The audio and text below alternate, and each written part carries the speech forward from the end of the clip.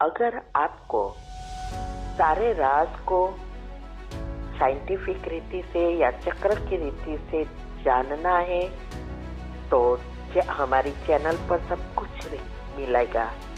नाम है Shiv Shakti meditation BK कुसुम। फिर सब्सक्राइब करेंगे तो प्लेलिस्ट में जाएंगे, वहाँ आपको सब कुछ ग्रुप वाइज मिलेगा।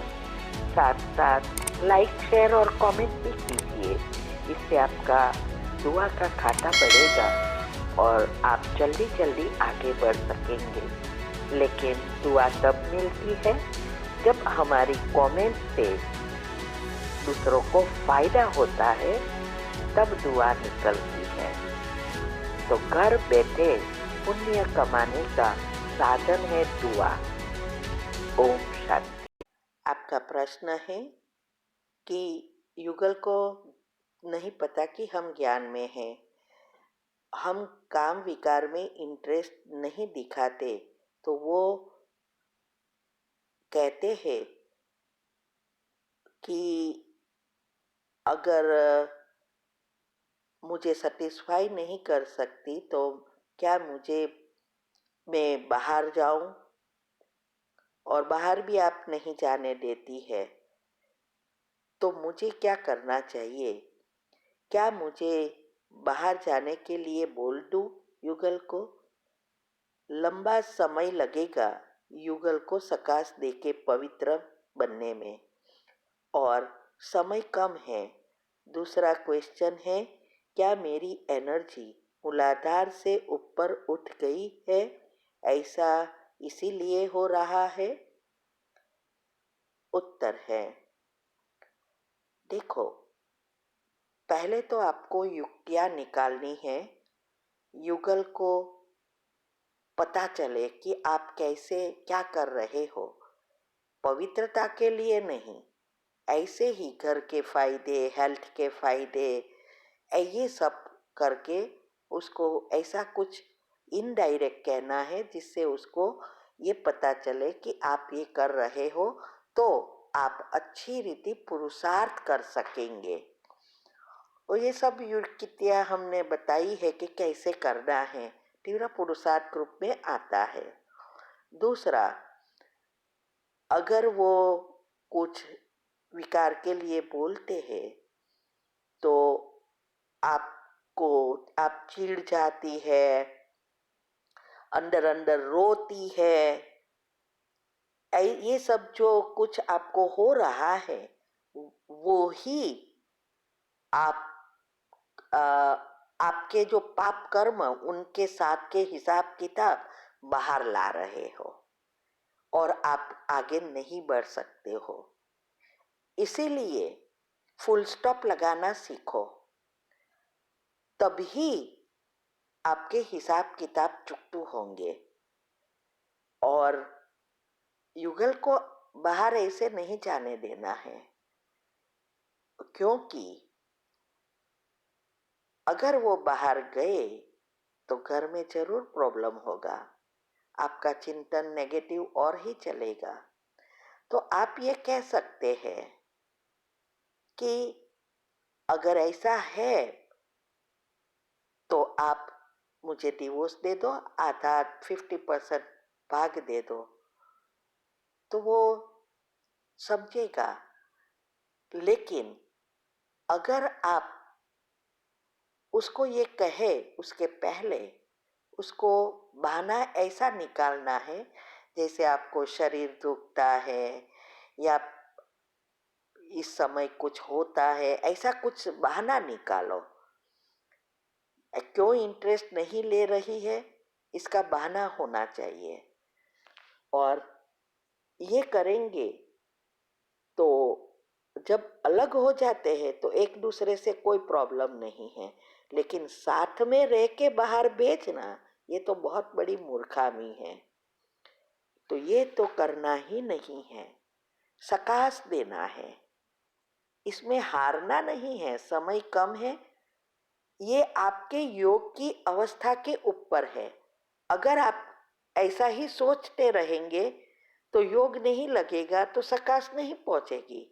तो पहले अपने आप को परिवर्तन करने का पूरा पूरा पुरुषार्थ करो और योग में पक्का बनो। और याद रहे, हर एक के अपना अपना पद है, पुरुषार्थ है और कर्म भी जुड़े हैं। इसीलिए हमें नेगेटिव सोचने के बजाय लक्ष्य सामने रखकर आगे बढ़ो। मैंने वो वीडियो में बताया है ब्रह्मचर्य क्यों जरूरी है और अनशुद्धि क्यों जरूरी है, और हमारी सारी वीडियो जो 16 आती है उसमें भी डिटेल में समझाया है कि सभी दूसरी धारणाओं में हम कैसे पक्के बने जिससे योग में आगे बढ़े। तब तक इसके बारे में हमें बहुत नहीं सोचना है, क्योंकि ये इसके ऊपर ही हमारा पुरुषार्थ रुक जाता है। अगर कोई चाहे तो इस ब्रह्मचर्य के बिना भी आज्ञा चक्र तक पहुंच सकते हैं, लेकिन दूसरी सब श्रीमत करे तब।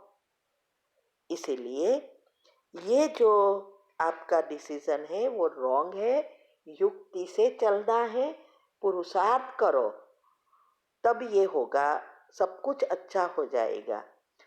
और दूसरा आपने पूछा कि क्या आपकी एनर्जी मूलाधार से ऊपर उठ गई है इसीलिए हो रहा है। देखो, उसकी भी मैंने चक्रों के टॉपिक में बताया है कि मूलाधार से ऊपर उठने की निशानियां क्या है, वो सुनो और समझो। ऐसा नहीं है। अगर आपके दूसरे प्रश्न मुझे याद है कि आपने पूछा है योग में भी अभी तक आपको प्रॉब्लम हो रहा है, पहले बहुत अच्छा योग लगता था, तो उसमें मैं इसका जवाब दे रही हूँ। ओम शांति।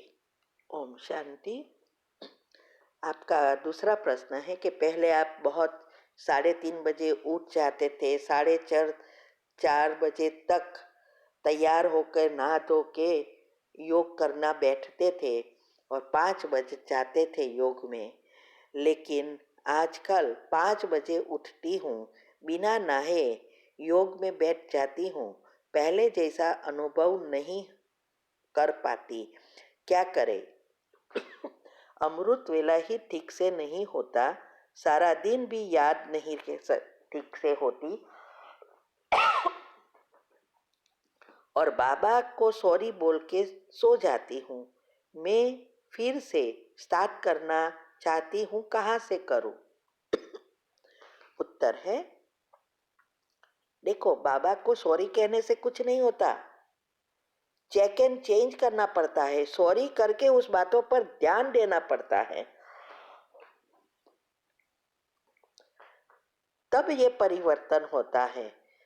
पहले उठते थे, अभी नहीं उठते, उसका मतलब कि आपकी कुंडलिनी अभी तक मूलाधार में है, तभी आलस्य अलबेलापन गया नहीं है। और 3:30 को उठने के बाद 4:30 तक नहाना धोना में नहीं लगाना है। सुबह में पेट साफ अगर हो जाता है तो 5 मिनट में शावर ले लो, फ्रेश हो जाएंगे। वो 1 घंटा क्यों बिगाड़ते थे? तो पहले ये चेक करना है। दूसरा, अभी जो नहीं उठा पा रहा है तो फिर योग में पक्के ही नहीं बनेंगे, आपकी दिनचर्या भी सेट नहीं कर रहे हो, तो फिर आगे बढ़ने के लिए ये ब्रह्मचर्या पर क्यों प्रॉब्लम बवाल करते हो? पहले खुद को तो तैयार करो, खुद की दिनचर्या सेट करो, बहुत कुछ करना है, तो पहले ये करो, ये उसके पर सोचो। तो शुरुआत यही है। हर रोज प्रश्न के उत्तर में 1-2 प्रश्न में तो आता ही है कि योग की पहली अवस्था, उसमें बताया है क्या क्या करना है, और दिनचर्या मनचर्या एक्यूरेट बनाना है। पहले ये ग्रुप में आती है वो छोटी सी सेट करनी है, फिर सुबह से रात तक की करनी है। ये 2 शुरुआत है। और ये सब ग्रुप 8 ग्रुप है, वो 8 ग्रुपों को अच्छी रीति समझकर उसमें जो कुछ आता है रोज का रोज करने का पुरुषार्थ करना है, फिर ब्रह्मचर्य आता है। तो इसीलिए अगर आपको आगे बढ़ना है तो विधि को फॉलो करो, तब सिद्धि मिलेगी, तब तक सिद्धि नहीं मिल सकती। तो आपने जो कहा पहले उठते थे, तो उस अनुसार उठो, जल्दी जल्दी नहा धोकर फ्रेश हो जाओ और कुंडलिनी को उठाओ मूलाधार से। ठीक है, ओम शांति। और हाँ, तभी सकाश पहुंचेगी। अपने को ही परिवर्तन नहीं किया, व्यर्थ से मुक्त नहीं हुए, दिनचर्या सेट नहीं हुई है, तो मन पर जो हमारा कंट्रोल होना चाहिए वो नहीं है, तो दूसरों को सकाश कैसे पहुंचेगी? तो समय से उससे लेना देना नहीं है कि समय कम है। आप चाहो तो 6 महीने में तैयार हो सकते हो, लेकिन पहले अपनी आलस्य अलबेलापन छोड़ना पड़ेगा और सारी विधि अपनानी पड़ेगी, क्योंकि शरीर का तो भरोसा नहीं है ना, आज भी शरीर छूट सकता है। ठीक है, ओम शांति।